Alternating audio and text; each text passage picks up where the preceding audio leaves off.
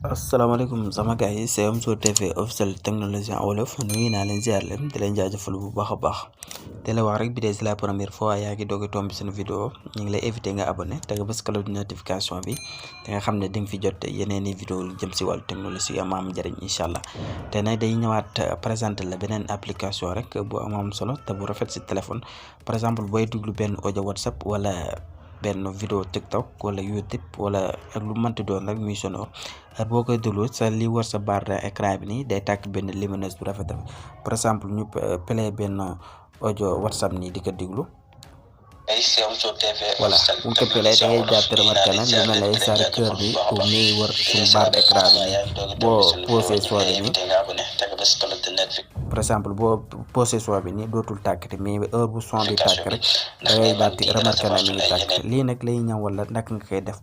ba am ko sa téléphone te mu nekk lu rafet c'est formidable pour loolu nag day ñëw ñu dem suñu Play Store ñu wan la ko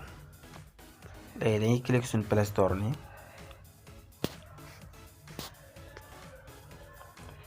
ñu cliquer suñu Play Store application bi sax moo nekk nii boo duggee booy doog a dugg sa Play Store rek bu la neexee mën ngaa bind nii ñëwee si barre de recherche bi application moo nekk nii lecteur musique pro bi moom ngay bind boo ko bindee application bi moo nekk nii si kaw mooy figure nii si kaw nga mën ko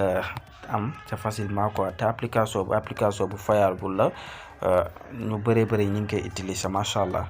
te application bu rafet si téléphone bi la li war barre écran bi yëpp day tàkk te am na yeneen image yu rafet yu nekk si biir voilà moom la leen bindal noonu si kaw écran bi mooy application bi te boo xoolee lu plus de 5 millions de personnes ñu ngi koy télécharge ñu ngi koy utiliser boobu voilà pour loolu nag day ñëw ñu def ouvrir ñu wan la application bi.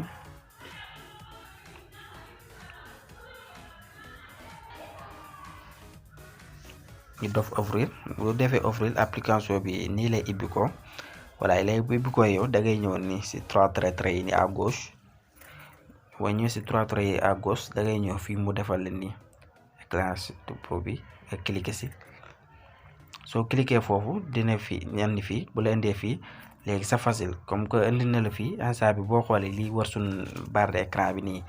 mi ngi tàkk bu la neexati mën ngaa changer écran yi tamit bu la neexee mën nga kaa def écran plein wala écran forme bi wala bi bu la neex rek mën nga see def voilà bu la neex tamit mën ngaa yokk design bi tamit nga yokk ko nii bu la neex mën nga kaa wàññi bu la neexee longueur bi tamit en plus mën nga kaa yokk nii neexati mën nga kaa wàññi nii voilà en vitesse bi tamit comme ça nii muy tàkk ka fay mën nga kaa yokk wala nga wàññi longueur sport bi tamit mën nga kaa yokk mën nga kaa wàññi bu la neex voilà yëpp ay yokk ki wàññi la tamit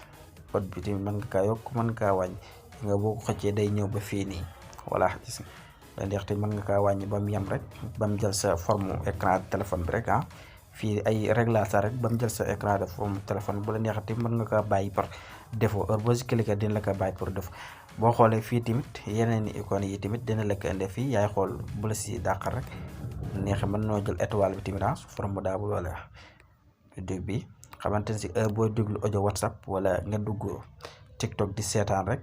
da ngay daal di gis na lii day daal di tàkk bu la neexee rek yëpp ay kii la bu la neex mën nga ko changer bu la neex voilà bu la neex mën nga jël kër bi voilà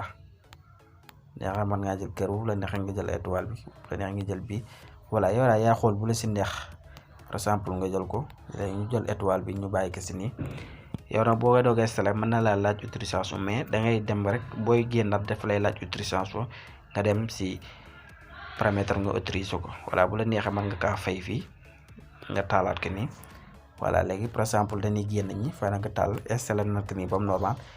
léegi wanoon nañ leen audio WhatsApp boo koy déglu day tàkk léegi dañuy dem TikTok ñu walla léegi ñu cliquer TikTok nii.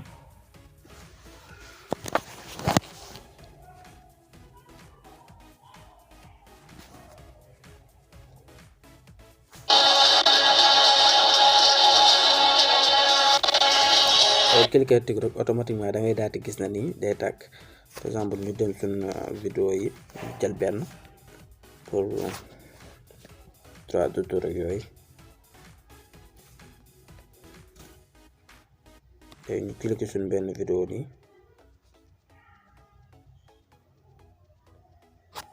ñu xaar mu chargé wu ñëw bu commencé tàkk rek voilà gis da ngay daal di gis ne rek écran bi day daal di tàkk ne c'est facile gis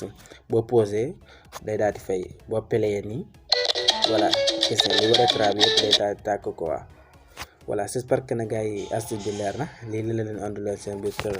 Omzo TV officiel technologie en wolof di la wax rek bi de c'est la première fois tamit yaa ngi doog a tombé seen vidéo wala suñ seen ñu ngi lay invité nga abonné te nga bës cloche de notification bi te nga xam ne di nga fi jot yeneen i vidéo lu jëm si wàllu technologie di la dig daje à la prochaine vidéo incha allah.